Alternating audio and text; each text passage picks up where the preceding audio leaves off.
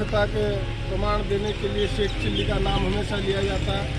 अब तक हमें लगता था कि शेख चिल्ली एक काल्पनिक पात्र है, लेकिन यहाँ आने के बाद, कुरुक्षेत्र में आने के बाद ये पता चला कि शेख चिल्ली असल में एक ऐतिहासिक पात्र है जिसका हास्य के लिए, मूर्खता के प्रतीकों के लिए इसका उपयोग होता है। और उसी शेख चिल्ली के मकबरे पे हम मौजूद है इस वक्त। मेरे पीछे आप देख रहे हैं शेख चिल्ली के मकबरे के बारे में सारी डिटेल्स लिखी हुई है। सूफी संत अब्द रहीम उर्फ अब्द करीम से संबंधित है, जिसे शेख चिल्ली कहा जाता है। ये मुगल शहजादे दारा शिकोह का धार्मिक गीत है। ये पूरी इस पर डिटेल लिखी हुई है और मैं ये डिटेल आपको बताता हूँ। अष्टकोणीय चबूतरे पर निर्मित यह मकबरा हल्के पीले रंग के बलुए प्रस्तर से निर्मित है। इसका प्रवेश दक्षिण की ओर से और इसका नाशपाती के आकार का गुंबद सफ़ेद संगमरमर से आच्छादित है। मकबरे के प्रत्येक ओर प्रवेश द्वार की भांति मेहराब बने, जो कि संगमरमर निर्मित जालियों से सुसज्जित है। छत के चारों दिशाओं में बाहर की ओर छतरियाँ बनी हैं, जिनके गुंबद विभिन्न रंगों की चमकदार टाइल्स से निर्मित ज्यामितीय आकृतियों से सुसज्जित है। इनकी समाधि मकबरे के मध्य एक निचले कक्ष में स्थित है, जबकि वास्तविक कब्र उसके ठीक नीचे के कक्ष में बनी है, जिसका प्रवेश द्वार मदरसे के एक सकरे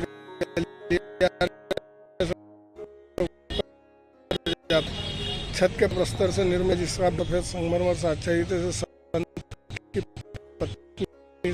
संबंध जाता है। मदरसे दोनों मेहराब के मध्य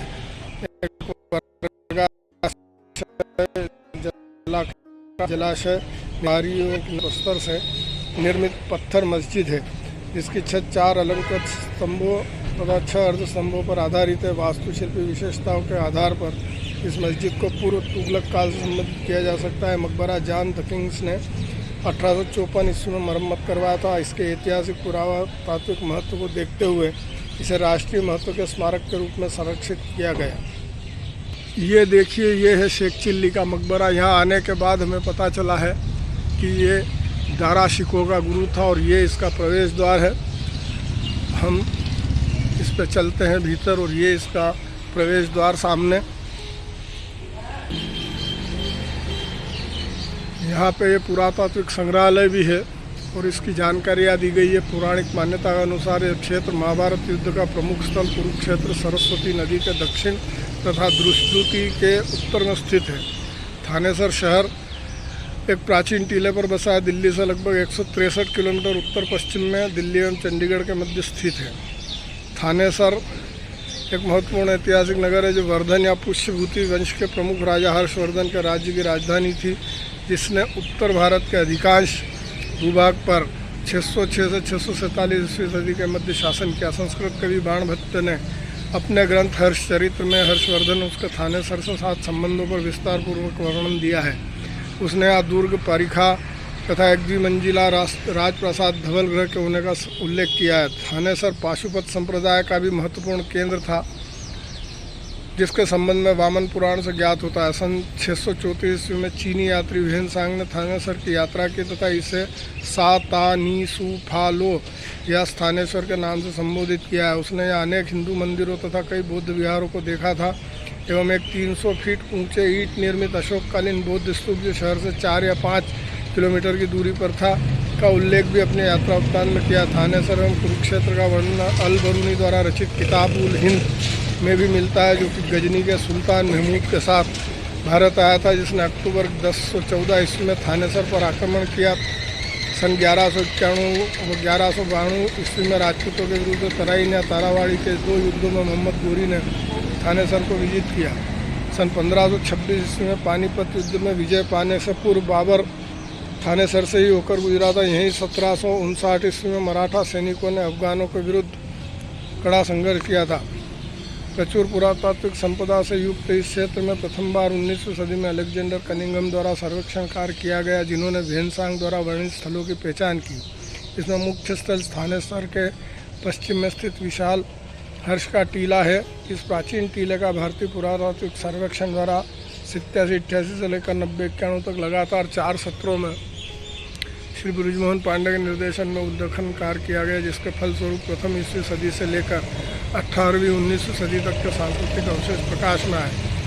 कुषाणकालीन निक्षेप के निचले स्तरों से कुछ चित्रित दूसर मृतभांडों की प्राप्ति से पता चलता है कि यह क्षेत्र लगभग 1000 ईसा पूर्व में आबाद हो चुका था। इस स्थल के उत्खनन के फलस्वरूप 6 सांस्कृतिक काल प्रकाश में आ जो इस प्रकार है। प्रथम काल कुषाण, प्रथम से तृतीय सदी, द्वितीय गुप्त काल, चतुर्थ से छठी सदी, तृतीय काल उत्तर गुप्त या वर्धन, छठी सदी से 7वीं सदी, चतुर्थ काल राजपूत 8वीं सदी से 12वीं सदी, पंचम काल सल्तनत 13वीं सदी से 16वीं सदी और अष्टम काल मुगल 16वीं सदी से 19वीं सदी के प्रारंभ तक। हर्ष का टीला के उत्खनन द्वारा प्राप्त अवशेषों लगभग 2000 वर्षों से भी अधिक समय के इतिहास के विषय में महत्वपूर्ण और रोचक जानकारी प्राप्त हुई है तथा विभिन्न कालों के अत्यंत महत्वपूर्ण पुरावशेषों को काल क्रमानुसार इस पुरातात्विक संग्रहालय में प्रदर्शित किया गया है।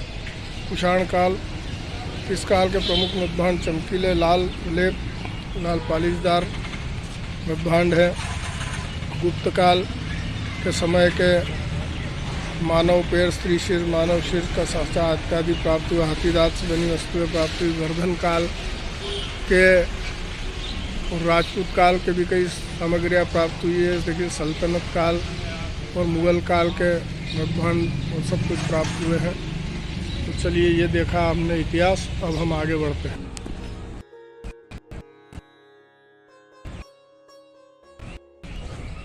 तो ये मुख्य और हम प्रवेश कर चलिए नहीं आप वीडियो बना। भीतर घुसते ये सीढ़ियाँ हैं जिससे हम ऊपर चढ़ रहे हैं।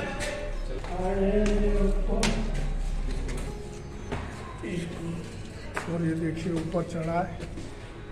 ये पुरातात्विक संग्रहालय और बाईं ओर पुरातात्विक संग्रहालय है, जबकि दाईं ओर शेख चिल्ली के मकबरे का मार्ग है। हम पहले संग्रहालय में चलते हैं।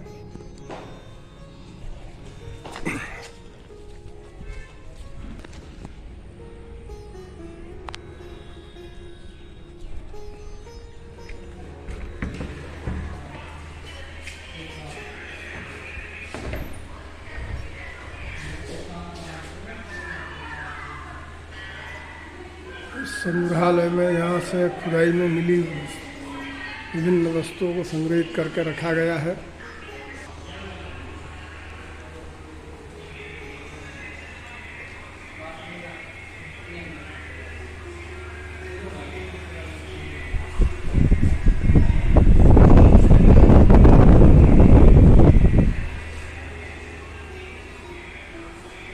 आठवीं 9वीं सदी के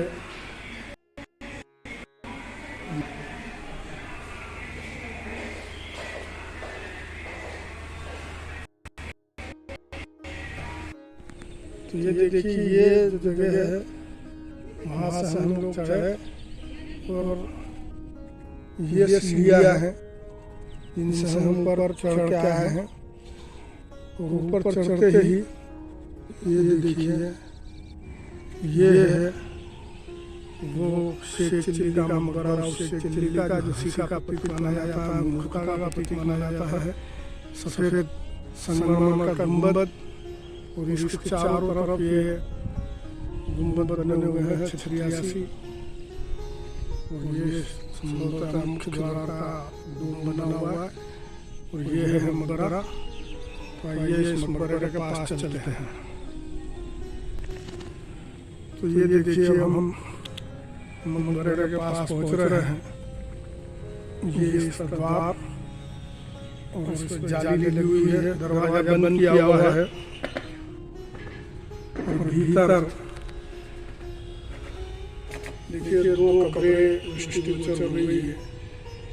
एक माना जाता है कि शेख चिल्ली की, और उसके बगल में छोटी कमरे है वो शेख चिल्ली की पत्नी नहीं बताई जाती है। और ये भीतर के ज़्यादा दृश्य देख नहीं पा रहे हैं। चलिए घूमते हैं ऐसा। ये देखिए चारों तरफ संगमरमर की जालियाँ लगी गई हैं।